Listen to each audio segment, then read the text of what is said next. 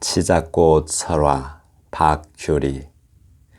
사랑하는 사람을 달래 보내고 돌아서 돌계단을 오르는 스님 눈가에 서른 눈방울 쓸쓸히 피는 것을 종탑 뒤에 몰래 숨어 보고야 말았습니다. 아무도 없는 법당문 하나만 열어놓고 기도하는 소리가 빗물에 우는 듯 들렸습니다. 밀어내던 가슴은 못이 되어 오히려 제 가슴을 아프게 뚫는 것인지 목탁 소리만 저 홀로 바닥을 뒹굴다 끊어질 듯 이어지곤 하였습니다. 여자는 돌계단 밑 치자꽃 아래 한참을 앉았다 일어서더니 오늘따라 엷은 가랑비 듣는 소리와 짝을 찾는 쑥국새 울음소리 가득한 산길을 휘청이며 떠내려가는 것이었습니다. 나는 멀어지는 여자의 젖은 어깨를 보며 사랑하는 일이야말로 가장 어려운 일인 줄 알 것 같았습니다. 한 번도 그 누구를 사랑한 적 없어서 한 번도 사랑받지 못한 사람이야말로 가장 가난한 줄도 알 것 같았습니다. 떠난 사람보다 더 설게만 보이는 잿빛 등도 저물도록 독경소리 그치지 않는 산중도 그만 싫어. 나는 괜시리 내가 버림받는 여자가 되어 버릴수록 더 깊어지는 산길에 하염없이 앉았습니다. 치자꽃 설화 박규리 시인의 시입니다. 치자꽃 아세요? 치자꽃? 치자꽃은 원산지가 중국이고 꽃은 한 6, 7월 여름에 피어요.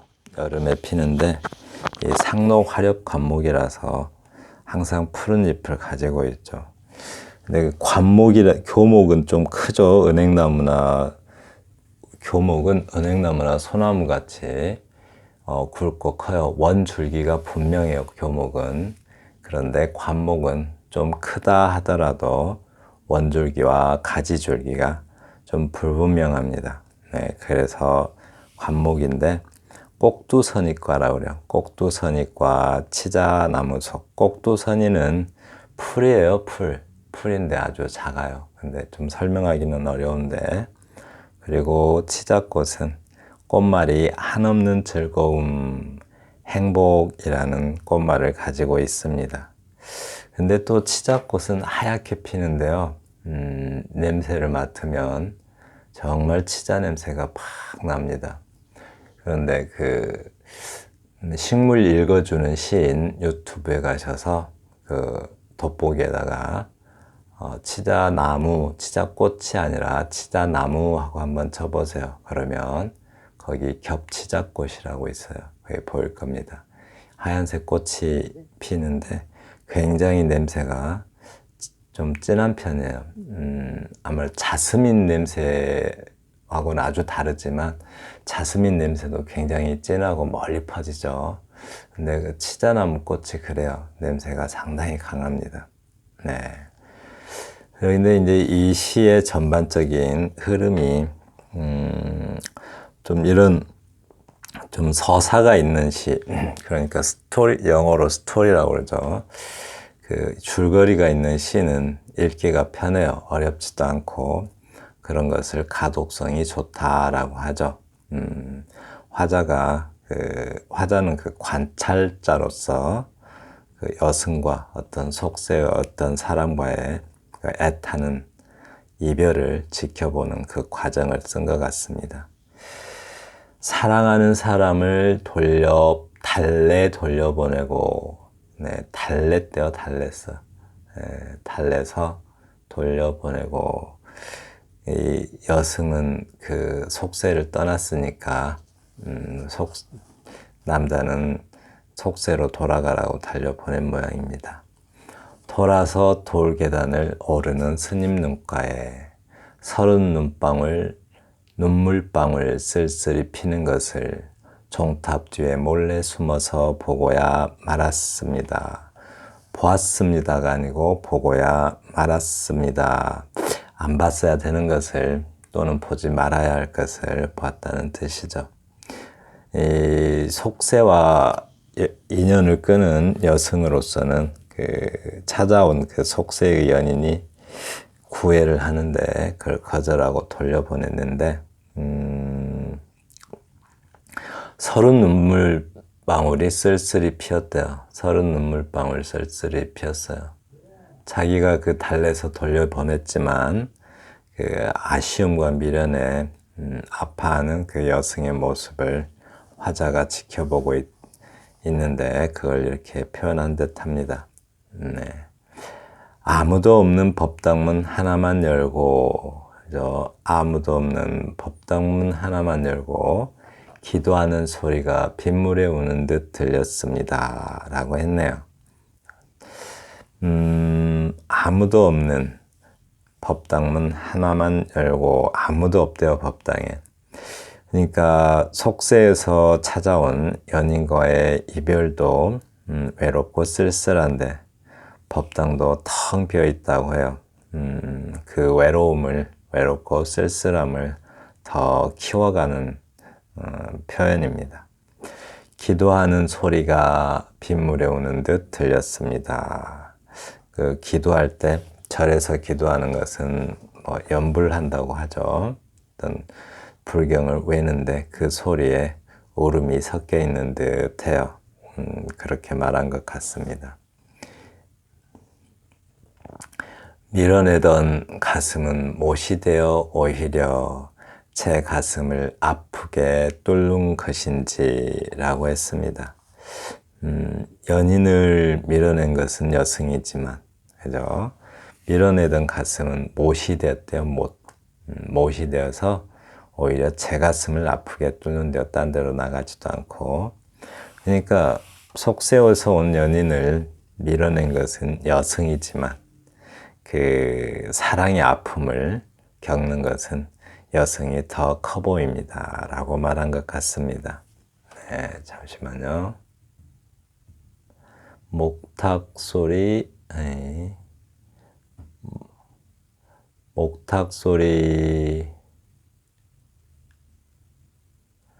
목탁 소리만 저절로 바닥에 뒹굴다 끊어질 듯 이어지곤 하였습니다. 라고 했네요. 참 기가 막힌 표현이죠. 목탁 소리만 저절로.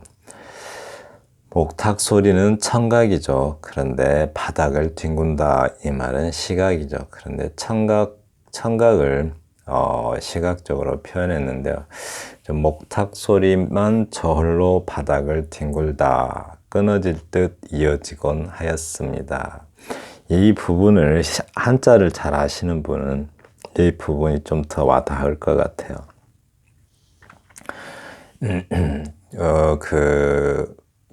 누워 뒹군다고 해요. 누워 뒹굴. 우리가 한자에 원망할 원자를 보면 누워 뒹굴 원자가 마음 심자 위에 있습니다. 그러니까 바닥에 누워 뒹군다는 것은 원망하는 것 같아요. 원망.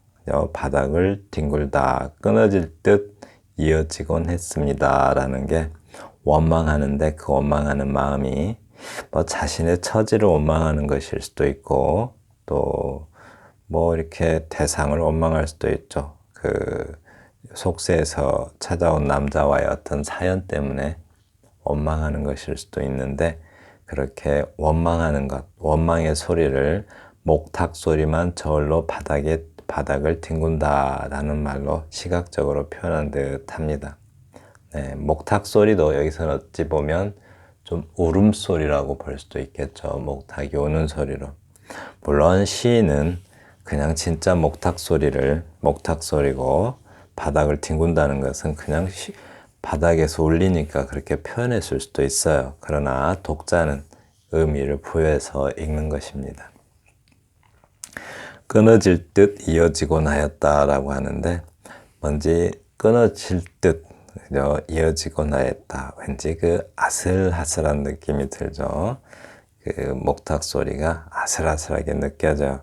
그런 아슬아슬한 어떤 그 구절을 사용해서 시작, 그를 사용하면은 시적 긴장감이 좀 높아지는 경향이 있습니다. 여자는 돌 계단 및 치자꽃 아래 한참을 앉았다 일어서더니 라고 했네요. 네. 돌 계단 아래 치자꽃 및 치자꽃 아래래요.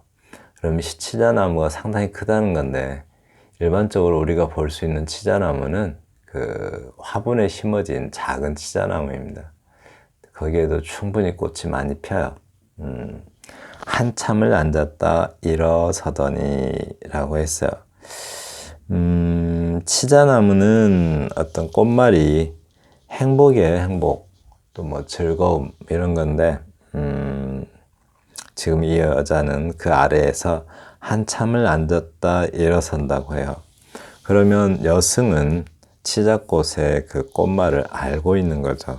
그래서 그 이별의 아픔을 겪고 있기 때문에 그 행복이라는 꽃말을 가진 즐거움, 행복 이런 꽃말을 가진 치자나무 아래에서 좀 위로받으려고 했는데 아무래도 오히려 독이 된 듯 합니다. 더 큰 아픔에 빠지죠.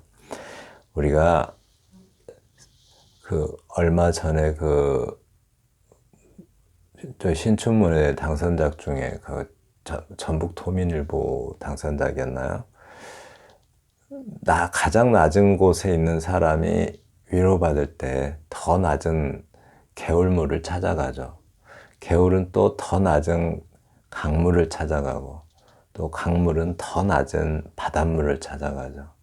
위로는 자기보다 더 낮은 곳에서 찾는 거예요. 높은 곳에서 찾는 것이 아니라. 그런데 그 가장 낮은 곳은, 진짜 가장 낮은 곳은 바다였잖아요. 그런데 바다는 어떤 것이에요? 한없이 큰 존재죠. 바다는 한없이 커요. 그리고 모든 것을 다 받아들이고 진짜 진리의 장소이기도 하죠. 어머니와 같은 장소이기도 하고, 정말 낮은 곳으로 갈 수 있는 것, 그게 이제 그 위로가 되는 건데, 또 위대한 것이 될 수 있는 거고요. 그런데 자기는 슬픈데 치자꽃, 그 행복과 즐거움을 꽃말로 가지고 있는 치자꽃 아래에서 위로받으면 위로가 안 되죠. 감정의 정화가 안 되죠. 영어로 catharsis라고 하죠. catharsis, 감정의 정화 써드릴까요? catharsis라고 해요.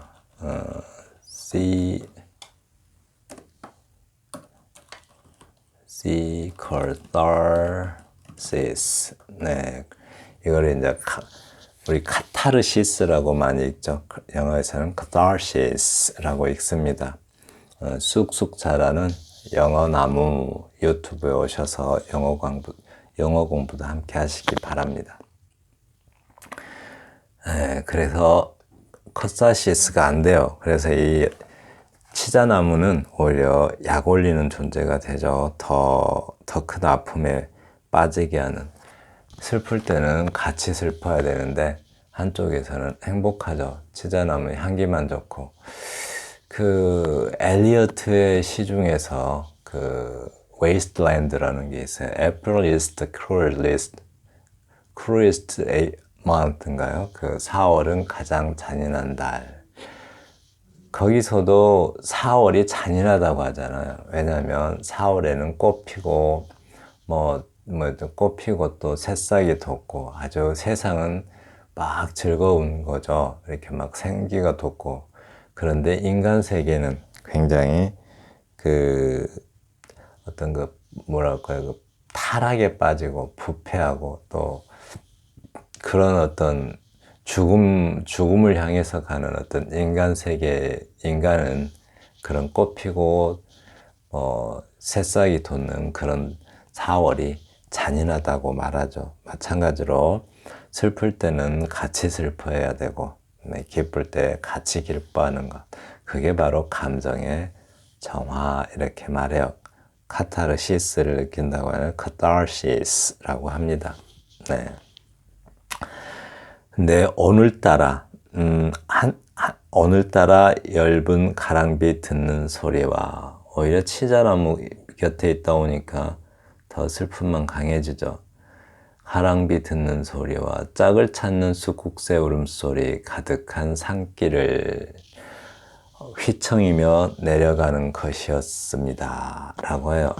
이거 좀 옛날에 우리나라 시 중에 그 비슷한 느낌이 드는 시가 있었죠. 뭐 두견새가 뭐 울어준대나 어쩐대나 하는 시 있지 않았나요? 내 숫국새 짝을 찾는 숫국새 울음소리 가득한 산길. 새소리가 많을 때 특히 뻐꾸기 울음소리나 검은등 뻐꾸기라고 있어요. 그런 새들의 울음소리가 들릴 때 숫국새 울음소리가 들리면 정말 환상적입니다. 꼭 그 관현악단의 어떤 그 음악이 연주되는 것 같아요. 숫국새 아세요? 숫국새가 뭐냐면 맷비둘기라고요. 뭐 산비둘기라고도 하는데 새 소리가 어떻게 냐면 쑥쑥쑥쑥 이렇게요. 북북북북 이렇게 오는데 뻐꾸기는 뻐꾹 이렇게 울잖아요. 뻐꾹 하고. 근데 검은등 뻐꾸기라고 있어요. 아주 소리가 신기하죠. 이렇게. 뭐 빠빠빠빠 이렇게 울어요. 삐삐삐삐 이렇게 우는데 굉장히 멀리 들리고 숫국새하고 같이 울면 굉장히 환상적입니다. 거기서 휘파람새라든가 뭐 이런 새들 또 그 뭐죠 그 꾀꼬리에서 뭐 이렇게 우는 거 있죠. 흉내를 못 내겠는데 아무튼 그런 새들이 같이 울면 정말 환상적입니다. 그런데 이제 그 검은등 뻐꾸기가 뭐 삐삐삐삐 하고 오니까 직업에 따라서 다 이 소리가 다르게 들리나 봐요. 스님들이 들으면 빡빡 깎고 이렇게 들린대요. 빡빡 깎고 이렇게. 좀 음흉한 사람들이 들으면 홀딱 뻗고 이렇게 들린대요. 홀딱 뻗고 하고. 검은등 뻐꾸기라고 저기 저 유튜브나 이런 데도 한번 동영상으로 한번 들어보세요. 굉장히 좋습니다. 시인은 새나 길짐승, 곤충, 식물 이런 거 많이 알면 굉장히 유리합니다. 네. 휘청이며 떠내려가는 것이었습니다. 떠내려갔대요. 네, 그러니까 그 울음소리처럼 스님이 그렇게 울음소리처럼 떠내려갔다고 말합니다. 나는 멀어지는 여자의 젖은 어깨를 보며 사랑하는 일이야말로 가장 어려운 일인 줄 알 것 같았습니다. 라고 했네요.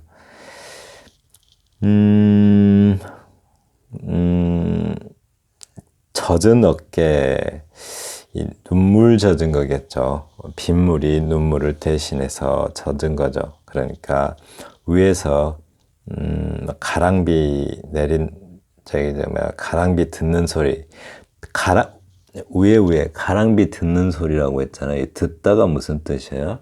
알퐁스 도데의 그 별에서 처음 본 단어인데 뭐 나뭇잎에서 물방울 듣는 소리라는 표현이 있었죠. 뭐죠? 그 가슴이 떨리고 설레는 것은 어쩔 수 없었지만 나는 오직 성스럽고 순결한 것만을 생각하였다. 성호를 긋고 기도를 올렸다. 뭐 이런 표현이 있죠, 거기에. 그런데 이 듣는다는 게 물방울 져서 떨어진다는 소리고, 여기 가랑비가 있고 숫국새 울음소리 있고 이러잖아요. 근데 거기서 여인의 젖은 어깨를 보며 이렇게 말했네요. 그러니까 가랑비와 숫국새가 여승을 대신해서 그 눈물을 흘리고 곡도 해줍니다. 그러니까 가랑비는 눈물을 흘려주고 새들은 그 숫국새라든가 이런 새들은 곡소리도 내주고 서로 역할 분담을 해서 여승과 슬픈 감정을 공유하고 있습니다. 사랑하는 일이야말로 가장 어려운 일인 줄 알 것 같았습니다. 라고 했는데, 시인은 또는 화자는, 여태까지 그걸 몰랐다는 뜻이죠. 한 번도, 여기 나오네요. 한 번도 누구를 사랑한 적 없어서 한 번도 사랑받지 못한 사람이야말로 가장 가난한 줄도 알 것 같았습니다. 이거는 화자 자신이죠. 자신은 그런 적도 없어서 저렇게 이 화자한테는 사랑으로 아파하는 여성을 보면서 부러운가 봐요. 자기가 가장 가난했대요. 뜨겁게 사랑하는 그 여성과 그리고 속세의 연인들의 모습이 화자는 지금 부럽습니다. 떠난 사람보다 더 설게만 보이는 잿빛 등이라는 게 승복이죠. 승복의 색깔이 잿빛이에요. 승복의 색깔이 잿빛인데 여성이 떠난 사람보다 더 설게 보인대요. 사실은 시인의 마음이 그 모습을 보면서 더 서러워하고 있는 거죠. 여성은 그냥 뒤따라가서 마중 가듯이 가는 것일 수도 있는데 시인이 그렇게 생각하는 거죠. 화자가. 저물도록 독경설이 그치지 않는 산중도 그만 싫어. 나는 괜시리. 거봐요. 시인이 이렇게 하는 거죠. 저물도록 독경소리 그치지 않는 산중. 네, 절에서는 경을 읽는 소리가 계속 들리죠. 그 산중이 이제 싫대요. 그래서 나는 괜시리 내가 버림받은 여자가 되어 이렇게 부럽기는 정말 부러웠나 봐요. 그래서 버림받은 여자가 된대요. 화자는 그러니까 여성을 자신과 일치시키죠. 감정이입을 하고 제가 보기엔 안타까워서 감정이입을 하고 공감하는 것이 아니라 부러워하고 있어요. 자기는 한 번도 그런 적이 없어서 부러워하고 있는 것 같습니다. 버릴수록 더 깊어지는 산길에 하염없이 앉았습니다. 라고 했네요. 네. 그러니까 여성 대신에 아까는 새와 가랑비가 여성 대신 울어줬다면 이제는 화자가 여성이 돼서 여성 대신에 더 아파하고 있습니다. 그 아픔을 화자가 가져가고 있죠. 하염없이 앉았습니다. 하염없이가 무슨 뜻이죠? 하염없이 노래에서도 많이 듣는 것 같은데 그러니까 이제 하염없다 이 말은 한도 끝도 없이 계속 이어진 아득한 느낌 그 느낌을 말합니다. 하염없이 앉았습니다. 어쩌면 아무 생각도 없이 그저 멍하게 이런 뜻으로 보이기도 합니다. 이 시는 이 한장할 봄날에라는 그 박규리 시인의 시집입니다. 시집에 나와 있다고 해요.